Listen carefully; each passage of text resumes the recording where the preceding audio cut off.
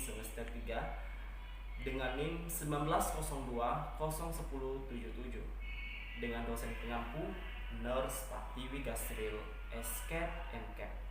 Nah, di sini saya akan menjelaskan tentang manajemen pasien septic. Manajemen pasien septic atau keselamatan pasien adalah suatu tindakan yang membuat asuhan pasien di rumah sakit menjadi lebih aman. Sistem ini mencegah terjadinya cedera yang disebabkan oleh kesalahan akibat melaksanakan suatu tindakan atau tidak mengambil tindakan yang seharusnya diambil. Menurut salah satu ahli, Vincent 2008 menjelaskan bahwa keselamatan pasien didefinisikan sebagai penghindaran atau pencegahan dan perbaikan dari hasil tindakan yang buruk atau diujuri yang berasal dari proses keperawatan kesehatan. Nah, definisi ini membawa beberapa cara untuk membedakan keselamatan pasien dari kekhawatiran. Yang lebih umumnya mengenai kualitas layanan kesehatan yang disebut oleh Vincent 2008 tadi bahwa sebagai sisi gelap kualitas. Adapun ada 6 pun sasaran keselamatan pasien. Yang pertama, ketepatan identifikasi pasien. Yang kedua, peningkatan komunikasi yang efektif. Yang ketiga, peningkatan keamanan obat yang perlu diwaspadai. Yang keempat, kepastian tepat lokasi, tepat prosedur, tepat pasien operasi. Yang kelima, pengurangan resiko infeksi terkait pelayanan kesehatan. Yang keenam, pengurangan resiko pasien jatuh. Adapun tujuan dari pasien septic itu yang pertama yaitu terciptanya budaya keselamatan pasien di rumah sakit. Yang kedua yaitu meningkatnya akuntabilitas rumah sakit terhadap pasien dan masyarakat. Yang ketiga, menurunnya kejadian tidak diharapkan di rumah sakit. Yang keempat, terlaksananya program-program pencegahan sehingga tidak terjadi pengulangan kejadian yang tidak diinginkan, diharapkan. Adapun standar pelaksanaan pasien septic. Yang pertama, peduli terhadap nilai-nilai pasien, pencegahan dan pengendalian kebutuhannya. Yang kedua yaitu melakukan koordinasi dan integrasi keperawatan. Yang ketiga, pendidikan komunikasi dan informasi. Yang keempat yaitu kenyamanan fisik. Yang kelima, dukungan emosi. Yang keenam, membuat pasien sebagai keluarga atau teman. Yang ketujuh itu keberlanjutan. Adapun hubungan pasien septic dengan pelayanan kesehatan, yaitu kualitas keperawatan telah menjadi fokus yang sangat penting di bidang keperawatan kesehatan primer untuk beberapa waktu, dan pekerjaan ini terkait dengan perbaikan hasil yang cukup besar pada pasien dalam bidang ini. Nah, beberapa pemeriksaan keselamatan pasien itu baru saja muncul sebagai fokus yang membedakan selamat dekaden terakhir. Dan adapun prinsip dalam implikasi pasien septic dalam praktik keperawatan. Yang pertama yaitu kesadaran. Kesadaran ini tentang nilai keselamatan pasien di rumah sakit. Yang kedua, komitmen, memberikan pelayanan kesehatan berorientasi pasien septic. Dan yang ketiga yaitu kemampuan mengidentifikasi faktor resiko penyebab insiden terkait pasien septic. Yang keempat yaitu kepatuhan pelaporan insiden terkait pasien septic. Yang kelima yaitu kemampuan berkomunikasi yang efektif pada pasien septic tentang faktor resiko penyebab insiden terkait pasien septic. Yang keenam yaitu kemampuan mengidentifikasi akar masalah penyebab insiden terkait pasien septic. Dan yang ketujuh yaitu kemampuan memanfaatkan informasi tentang kejadian yang terjadi untuk mencegah suatu kejadian berulang. Adapun aspek hukum pasien septic, aspek hukum terhadap pasien septic ini atau keselamatan pasien adalah sebagai berikut. 1. Undang-undang tentang kesehatan dan undang-undang tentang rumah sakit. Keselamatan pasien sebagai isu di rumah sakit terdapat pada pasal 53 ayat 3 Undang-Undang Nomor 36/2009 menjelaskan tentang pelaksanaan pelayanan kesehatan harus mendahulukan keselamatan nyawa pasien.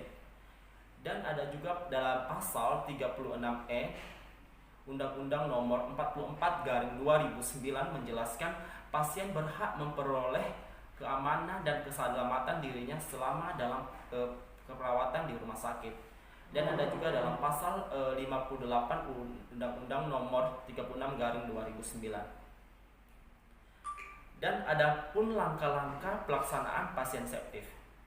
Yang pertama, pelaksanaan pasien septic meliputi 9 solusi keselamatan pasien di rumah sakit provinsi menurut WHO.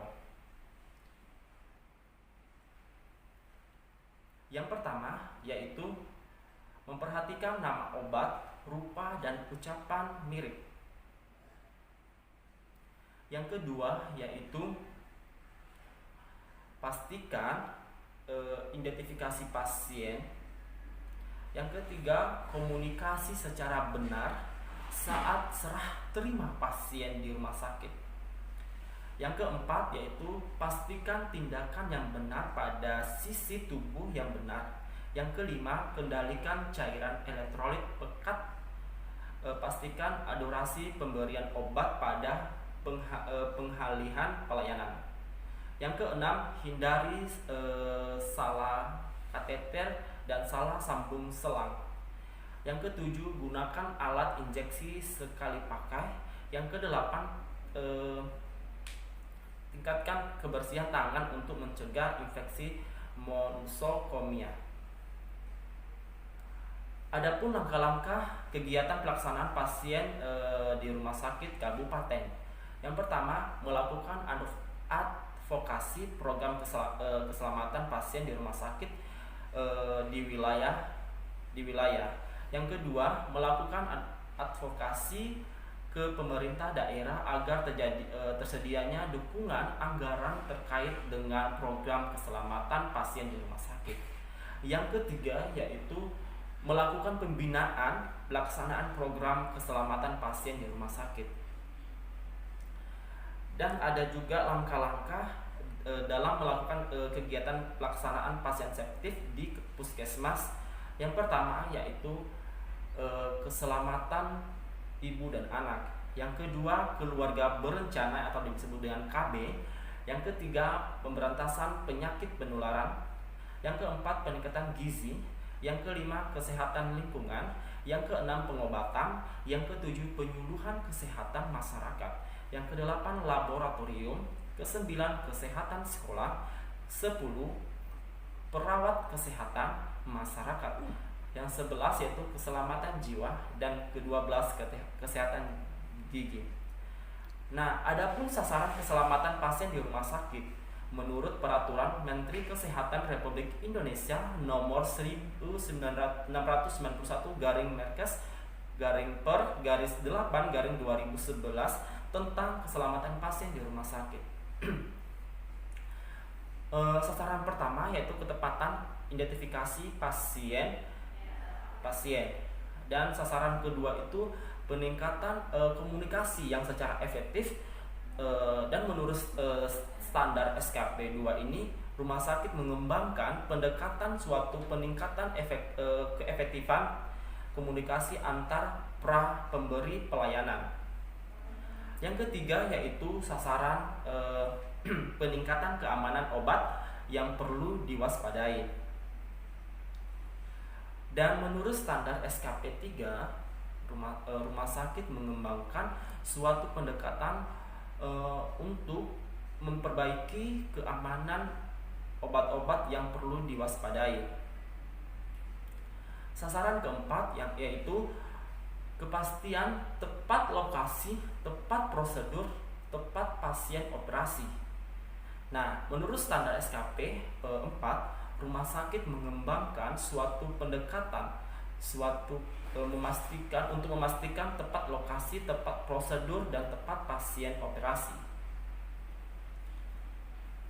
Sasaran kelima yaitu pengurangan resiko infeksi terkait dengan pelayanan kesehatan.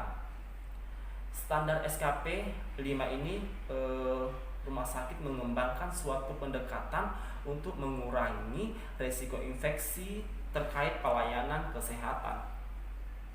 Nah, sasaran ke-6 yaitu pengurangan resiko pasien jatuh. Adapun menurut standar SKP-nya, rumah sakit mengembangkan suatu pendekatan untuk mengurangi resiko pasien dari cedera karena jatuh.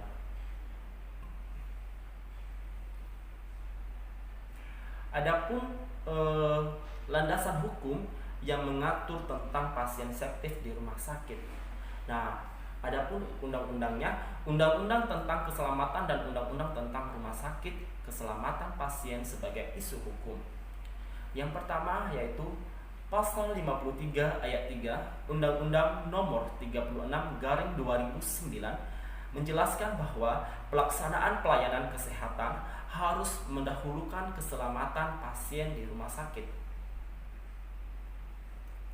Dan menurut pasal 32 Undang-Undang Nomor 44/2009 menjelaskan pasien berhak memperoleh keselamatan dan keselamatan dirinya selama dirawat di rumah sakit. Dan menurut pasal 58 Undang-Undang Nomor 36/2009. Nah, setiap orang berhak menuntut